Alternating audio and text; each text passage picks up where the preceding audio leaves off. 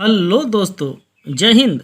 एक बार फिर से आपके अपने यूट्यूब चैनल हिंदी वीर में स्वागत है। प्यारे विद्यार्थी दोस्तों, आज हम सभी लोग मिल करके अलंकार पढ़ेंगे और अलंकार के बहुत ही मज़ेदार ट्रिक से पढ़ने वाले हैं। और हमने उन्हीं अलंकारों को लिया है जो अक्सर परीक्षाओं में पूछे जाते हैं। तो बिना देर किए हुए वीडियो को शुरू करते हैं। वीडियो को शुरू करने से पहले यदि आप पहली बार हमारे यूट्यूब चैनल हिंदी वीर पर हैं और अभी तक आपने हिंदी वीर यूट्यूब चैनल को सब्सक्राइब नहीं किया है तो आप सबसे पहले यूट्यूब चैनल हिंदी वीर को सब्सक्राइब कर लीजिए, ताकि जैसे ही अगला वीडियो मिले उसका नोटिफिकेशन आपके फ़ोन पर बहुत ही जल्द पहुंच जाए। तो बहुत ही मज़ेदार तरीके से हम लोग अलंकार को पढ़ेंगे। बस इसके लिए करना क्या है, आपको मेरे साथ कुछ पल के लिए वीडियो में बने रहना है और स्किप करके वीडियो को नहीं देखेंगे तो पूरा आपको समझ में आएगा। अलंकार कहते किसे हैं, सबसे पहले जानते हैं। अलंकार दो शब्दों से मिलकर के बना है, अलम और कार। मैंने इन सब चीज़ों को नहीं लिखा है क्योंकि इन सब चीज़ें परीक्षा में नहीं पूछी जाती है कि अलंकार किन शब्दों से मिलकर के बना, इसलिए हमने इन चीज़ों को नहीं ऐड किया है। परिभाषा क्या होती है? काव्य की शोभा बढ़ाने वाले शब्दों को अलंकार कहते हैं। काव्य की शोभा को बढ़ाने वाले शब्द को क्या कहते हैं? अलंकार कहते हैं। ये भी परीक्षा में नहीं पूछा जाता है, इसलिए इस पर आपको कोई फोकस नहीं करना है। अब अलंकार के भेद के बारे में बात किया जाए। अलंकार के मुख्य रूप से तीन भेद होते हैं। कितने भेद होते हैं? तीन भेद होते हैं। कौन कौन से तीन भेद हैं? एक तो होता है शब्द अलंकार, एक होता है अर्थालंकार, एक होता है उभया अलंकार। लेकिन ज़्यादातर जो प्रश्न पूछे जाते हैं इन्हीं प्रश्नों से पूछे जाते हैं, शब्द अलंकार और अर्थालंकार। इनसे उभय अलंकार से प्रश्न नहीं बनता है, इसलिए हम इन्हीं दोनों अलंकारों के विषय में पढ़ेंगे। और इन दोनों शब्द और अर्थ अलंकार के जो जो इनके भाग हैं और जिन जिन भागों से प्रश्न पूछा जाता है उन्हीं को हम लोग पढ़ेंगे। तो शब्द अलंकार को हम लोग लेते हैं। शब्द अलंकार की हमने कोई परिभाषा नहीं लिया है। शब्द अलंकार की परिभाषा क्या होती है कि जहाँ काव्य में केवल शब्द के द्वारा ही चमत्कार उत्पन्न हो जाए वही शब्द अलंकार होता है, लेकिन हमने इनको ऐड नहीं किया है। शब्द अलंकार में देखिए कई होते हैं, लेकिन अनुप्रास, यमक और श्लेष को हमने लिया है। क्यों हमने इनको लिया है? क्योंकि इन्हीं से प्रश्न पूछे जाते हैं। अब अनुप्रास के भी 5 भेद होते हैं, लेकिन हमने उनको नहीं लिया है। अब देखिए अनुप्रास अलंकार क्या होता है। जहाँ अनुप्रास अलंकार होता क्या है? एक वर्ण की अक्षर बार बार है, यानी जब कोई पंक्ति, कोई लाइन, कोई कविता में एक ही लाइन में एक वर्ण कई बार आ जाए। कितनी बार आ जाए? कई बार आ जाए, उसको कहते हैं अनुप्रास अलंकार। अब इसकी उदाहरण को देख लेते हैं। उदाहरण देखो क्या है। चारु चंद की चंचल किरणें, एक तो ये उदाहरण है। और चार चंद के मतलब देखो, यहाँ पर चा है, यहाँ चा है और यहाँ चा है, यानी एक वर्ण कई बार, अक्षर एक अक्षर वर्ण कई बार आया है, तो यहाँ पर क्या होगा? अनुप्रास अलंकार। पहचानने का सबसे अच्छा तरीका क्या है? देखो आ आ आ आ माने आ रहा है। क्या आ रहा है? एक ही वर्ण आ रहा है बार बार, इसलिए कौन सा अलंकार है? अनुप्रास अलंकार। दूसरा देखो, तरनी तनुजा तट तमाल तरुअर बहुछाए, यहाँ ता है, यहाँ ता है, यहाँ ता है, यहाँ ता है, यहाँ ता है। जहाँ इस तरीके से 2 से अधिक बार एक वर्ण आ जाए, अक्षर वर्ण आ जाए, क्या आ जाए? वर्ण आ जाए, तो वहाँ कौन सा अलंकार होगा? अनुप्रास अलंकार होगा। दूसरा अलंकार लेते हैं, अर्थालंकार है, सॉरी यमक अलंकार है। यमक अलंकार के यहाँ जहाँ एक शब्द आए और बार बार, लेकिन उसके अर्थ क्या हो जाएं? बदल जाएं। जैसे काली घटा का घमंड घटा, तो यहाँ पर देखिए घटा आया है यहाँ पर भी, और घटा का मतलब यहाँ पर, एक घटा का मतलब क्या है? मेघ है। एक घटा का मतलब कम। समझिए फिर से, यमक अलंकार में क्या होता है? एक शब्द बार बार आए या 2 बार आए, लेकिन उनके अर्थ अलग अलग हो जाएं। देखो घटा और यहाँ घटा, इस घटा का अर्थ है मेघ और इस घटा का अर्थ है कम होना। समझ गए? देखो 3 बेर खाती तीवे 3 बेर। तो देखो 3 बेर, बेर का मतलब 3 बार, 1 बार 2 बार 3 बार, 3 बेर। फिर बेर, बेर का मतलब होता है फल।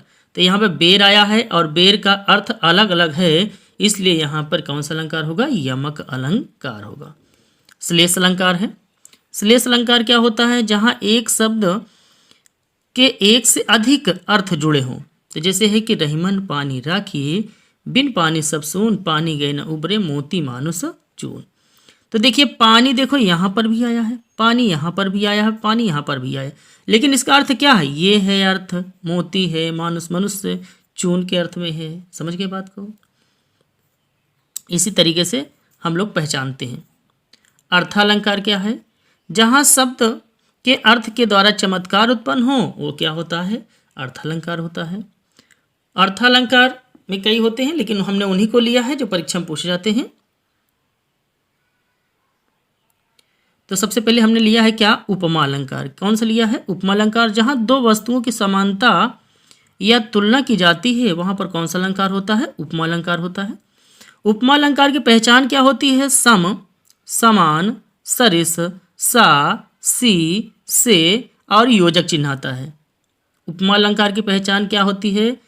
सा आ जाए, सी आ जाए, से आ जाए बीच में, समान आ जाए, सम आ जाए, सरिस आ जाए, और सबसे बड़ी बात है कि योजक चिन्ह आता है। क्या आता है बीच में? योजक चिन्ह। योजक चिन्ह होता क्या है? आगे देखो, उदाहरण में हम लोग देख रहे हैं। देखो जैसे लिखा है, मुख चंद्र सा सुंदर है।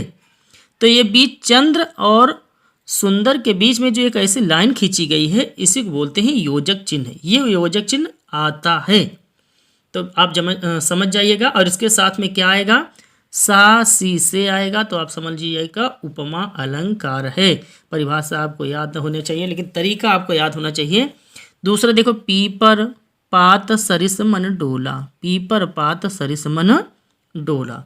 तो देखो सरिस आ गया। देखो यहाँ पर भी सरिस हमने बताया था कि सम, समान, सरिस, सा, सी, से और योजक चिन्ह आ जाए तो वहाँ पर उपमा अलंकार होता है। रूपक अलंकार भी देख लेते हैं। रूपक अलंकार की पहचान क्या होती है? इसमें योजक चिन्ह लगा होता है बीच में। रूपक और यमक में केवल इतना अंतर है। यमक में क्या होगा? सम, समान, सरिस, सासी से और योजक चिन्ह आएगा। लेकिन रूपक अलंकार में क्या आएगा कि बीच में योजक चिन्ह तो लगा रहेगा, लेकिन सासी से जैसे शब्द नहीं आएंगे। जैसे देखो, चरण कमल बंद हरिराई। तो चरण और कमल के बीच में योजक चिन्ह देखो लगा हुआ है। दूसरा उदाहरण लेते हैं। दूसरा उदाहरण क्या है? पायो जी मैं तो राम रतन धन पायो। तो राम और रतन के बीच में कौन सा चिन्ह है? योजक चिन्ह है। तो आप समझ जाइएगा, योजक चिन्ह तो है लेकिन सासी से नहीं है, सम समान नहीं है। सासी से, समान, सरिस, अगर ये आए तो क्या होगा? उपमा होगा। केवल योजक चिन्ह है तो कौन सा अलंकार होगा? फिर से देख लो, रूपक होगा। क्या होगा?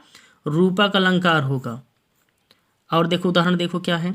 अंबर पनघट में डुबो रही तारा। तो देखो यहाँ पर भी योजक चिन्ह आया है, यहाँ पर भी योजक चिन्ह आया है, यहाँ पर भी योजक चिन्ह आया है, इसलिए कौन सा अलंकार है? रूपक अलंकार है। पहचान लीजिए फिर से एक बार। उपमा में अलंकार में क्या होगा? उपमा अलंकार में क्या होगा? उपमा अलंकार में क्या होगा? योजक चिन्ह आएगा, सम आएगा, समान आएगा, सा आएगा, सी आएगा, से आएंगे, तो कौन सा चिन्ह हो? उपमा होगा। और रूपक में क्या होगा? रूपक अलंकार में होगा क्या? बीच में योजक चिन्ह आएगा लेकिन सासी से नहीं आएंगे। इतना केवल याद रखिए बस। उत्प्रेक्षा अलंकार क्या होता है? ये आधा रहेगा, आधा था। उत्प्रेक्षा अलंकार। उत्प्रेक्षा अलंकार में आपको क्या याद रखना है? जनु जानो, जानहु, मनु मानो, मानो। ये बीच में उदाहरण में आएंगे शब्द। कौन कौन से नहीं आए? कौन कौन से आएंगे? जनु, जानो, मनु, मानो, ये शब्द आएंगे। देखो मुख मानो, मानो आ गया। देखो मानो आया है, मानो, तो समझ जाना कौन सा अलंकार है? उत्प्रेक्षा अलंकार है। कौन सा अलंकार है? उत्प्रेक्षा अलंकार है। फिर मानो नीलमणि शैल पर आतप परियो प्रभात। तो देखो क्या आ गया है? मानो आ गया है। समझ गए ना? उत्प्रेक्षा अलंकार में क्या आएगा? मन मानो, जनु जानो, ये शब्द आएंगे। विभावना अलंकार देख लीजिए। जहाँ बिना कारण के ही कार्य हो जाए, जहाँ बिना कारण के ही क्या हो जाए, कार्य हो जाए, वहाँ कौन सा होगा, विभावना। जैसे बिनु पद चले, चले सुने बिनु काना, कर बिन कर्म करे विधि नाना, है ना। बिनु पद यानी बिना पैर के चले, बिना पैर के चल रहा है, और सुने बिनु काना, बिना कान के सुन रहा है, कर बिन कर्म करे, अब कर माने हाथ, बिना हाथ के ही काम हो रहा है, करे विधि नाना, विभिन्न प्रकार के काम हो जा रहे हैं, तो वहाँ कौन सा अलंकार होगा, विभावना अलंकार होगा। असंगति अलंकार क्या है, असंगति अलंकार जहाँ कारण कहीं हो और उसका कार्य कहीं हो रहा हो, यानी कारण कहीं हो और उसका कार्य कहीं और हो रहा हो, तो वहाँ असंगति अलंकार होता है। जैसे देखो यहाँ पे लिखा है, दृग उर्झत टूटत कुटुम्ब चरुत जुरत चतुर चित प्रीत अपरत गांठ दुर्जन ही दई नहीं यह नीत। इसका अर्थ भी हम बता देते हैं। दृग मने होता है आँख, उर्झत मने मिलती हैं, टूटत कुटुम्ब, जैसे एक नायक और नायिका होते हैं या प्रेम और प्रेमिका होते हैं, उनकी दृग आपस में नायक और नायिका की आंखें मिलती हैं, लेकिन टूटता कौन है, परिवार। उन प्रेम प्रेमिकाओं के परिवार क्या हो जाते हैं, टूट जाते हैं। और जुरत चतुरचित प्रीत, और प्रेमी और प्रेमिकाओं के हृदय क्या हो जाते हैं, जुट जाते हैं। परत गांठ दुर्जन ही, और दुर्जन यानी शत्रु, शत्रु के हृदय में क्या पड़ जाती है, दरार पड़ जाती है, गांठ पड़ जाती है, शत्रुता पैदा हो जाती है। दई मन ईश्वर, हे ईश्वर यह कैसी नहीं रीत है। फिर से समझ लीजिए, असंगति अलंकार क्या होगा, दृग उर्झत, प्रेम प्रेमिकाओं की प्रेम में आंखें उलझती हैं और उन दोनों का परिवार टूट जाता है। जुरत, लेकिन नायक नायिकाओं के हृदय क्या होते हैं, जुट जाते हैं। परत गांठ, और लेकिन इन प्रेम प्रेमिकाओं के मिलने से दुश्मन भी हो जाते हैं, शत्रु भी हो जाते हैं। तो दई नहीं यह रीत, दई मने होता है भगवान ईश्वर, हे ईश्वर यह कैसी नहीं रीत है। यानी काम, नायक नायिका की आंखें मिल रही हैं और टूट कौन रहा है, परिवार टूट रहा है। शत्रुओं के मन में क्या हो रहा है, दूसरे के मन में क्या हो रही है, शत्रुता पैदा हो जा रही है। तो दई यानी भाई नई रीत तो है ही है। ऐसे जगहों पे क्या होगा, असंगत अलंकार होगा। उम्मीद है आपको वीडियो अच्छी लगी होगी। यदि आपको वीडियो अच्छी लगी हो तो हमारे वीडियो को शेयर भी करिए, लाइक भी करिए और हमारे चैनल को सब्सक्राइब भी करिए। मिलते हैं बहुत ही जल्द आपको अगले वीडियो में। तब तक के लिए आप सभी को जय हिंद, प्यार भरा नमस्कार, नमस्ते।